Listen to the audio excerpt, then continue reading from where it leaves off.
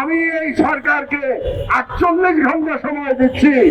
15 তারিখের মধ্যে তারা যদি হাদির হত্যা করার যারা চেষ্টা করেছে আততায়ীদের তাদেরকে গ্রেফতার করতে না পারে, তাহলে 15 তারিখ শহীদ মিনার থেকে এই ইন্টারিমের বিরুদ্ধে আমরা বৃহত্তর আন্দোলন করব।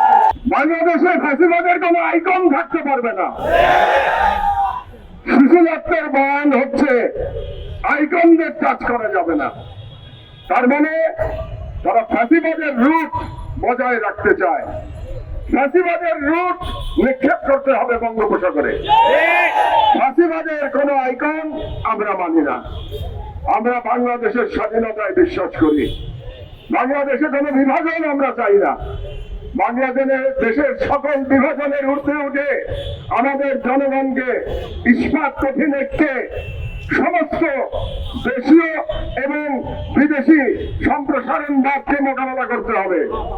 সেরকম মোকাবেলা আমাদের তরুণেরা 36 জুলাই তারা করে দেখিয়েছিল যে তারা পারে। তারা বুক পেতে দিয়েছিল, আবু সাইদের মতো মুগ্ধরা ওয়াসিমরা বুক পেতে দিয়েছিল। তারা বলেছিল বুকের মধ্যে দারুণ ঝড়, বুক পেতেছি গুলিগড়। আমিও বলতে চাই, এখানে যদি ফ্যাসিবাদের কোন দল ভারতীয় রয়ের কোন শুটার উপস্থিত থাকেন, আমি বলতে চাই আমি দাঁড়িয়ে আছি উন্নত শিরে, পারলে গুলিগড়। আমি দাঁড়িয়ে আছি এক হাদিকে গুলি করে আমাদের এই যুদ্ধ থামিয়ে দেওয়া যাবে না।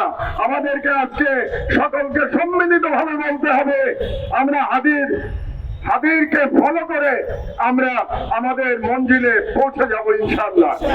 আমি এই সরকারকে 48 ঘন্টা সময় দিচ্ছি।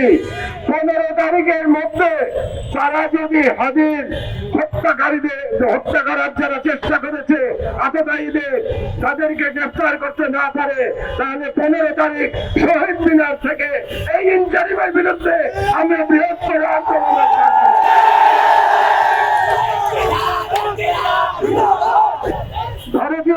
ভারতীয় হেজমনি, আওয়ামী ফ্যাসিবাদ এবং ইন্টারিম তিনটাকেই এখান থেকে আমরা শেষ ওয়ার্নিং দিতে চাই। আজকে আগামী 48 ঘন্টার মধ্যে আপনারা ঐক্যবদ্ধ হয়ে যান।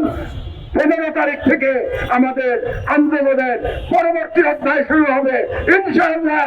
আমরা দ্বিতীয়বার বিপ্লব করে আমরা অসম্পূর্ণ বিপ্লব পূর্ণ করব, যাতে করে সকল রাজনীতিবিদ বলতে বাধ্য হয় এবার বাংলাদেশে বিপ্লব সংগঠিত হয়েছে ইনশাআল্লাহ। আপনারা সবাই মিলে